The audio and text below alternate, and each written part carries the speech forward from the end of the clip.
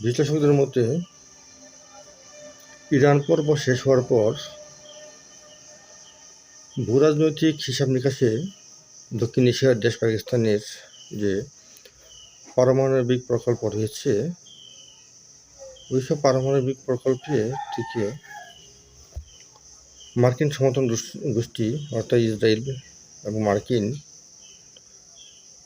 ইউরোপীয় গোষ্ঠীগুলোর যে নজর পড়বে না তা কিন্তু বলা যায় না।